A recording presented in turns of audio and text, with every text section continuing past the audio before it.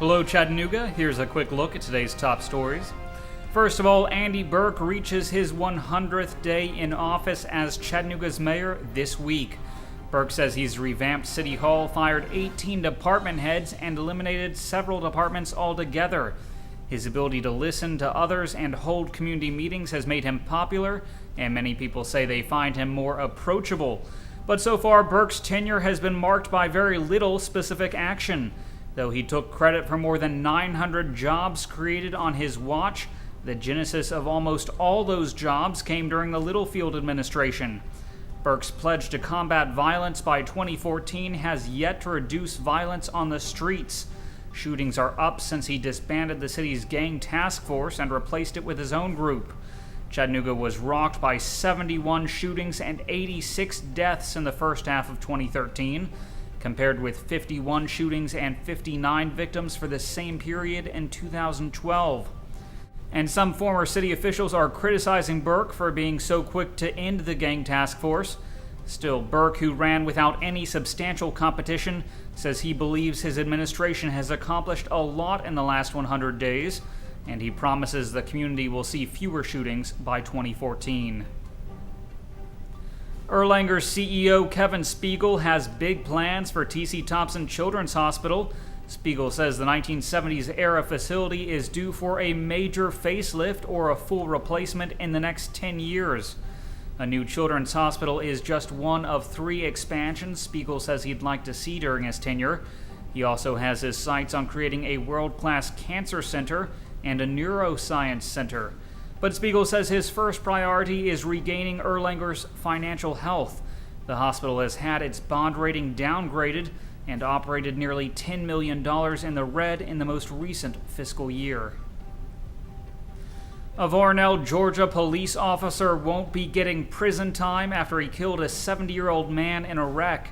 Officer James Smith slammed his off-duty cruiser into Leon Thurman's car last year. Smith wasn't responding to a call and was traveling 104 miles per hour before the crash. He pleaded guilty to first-degree vehicular homicide and reckless driving. The district attorney says the victim's family didn't want Smith to go to prison. Instead, Smith will serve 10 years probation, do 300 community service hours, pay a $2,500 fine, and will never work in law enforcement again. The Tennessee Tea Party wants to challenge U.S. Senator Lamar Alexander in the 2014 Republican primary. Several would-be favorites, including Lieutenant Governor Ron Ramsey, have already declined the honor, but wrestling superstar Glenn Jacobs hasn't ruled it out. And Alexander's not taking any chances. In December, he rolled out a list of GOP endorsements. He's also already running ads, and he's got $3 million of cash on hand, and he's raising more. Also, Alexander says the latest surveys he's seen shows he has a higher approval rating from Tea Partiers than from Republicans. U.S. Senator Bob Corker now says the United Auto Workers Union contributed to Detroit's downfall. Detroit recently became the biggest U.S. city to file for bankruptcy. Corker says a union-fed culture of animosity between companies and workers helped put Detroit on track to its current ills. That's why he says he and some others are worried about a UAW presence at Volkswagen's Chattanooga plant.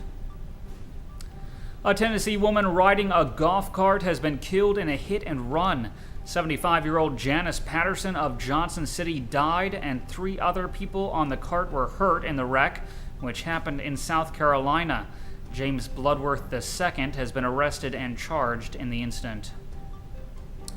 A Rossville man has been arrested on child rape charges.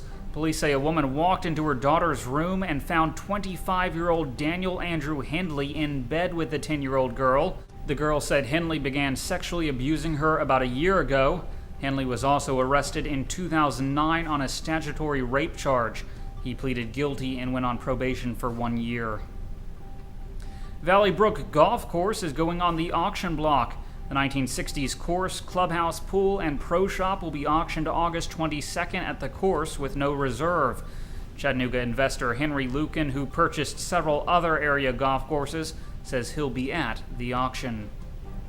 And Miss Wheelchair Tennessee Bliss Welch was named first runner-up in the 2014 Miss Wheelchair America pageant. Welch, who is from Harrison, Tennessee, is working on her master's degree in accounting at UTC. Turning to weather, we'll likely see showers and thunderstorms today with a high near 86 degrees. The low tonight will be around 69.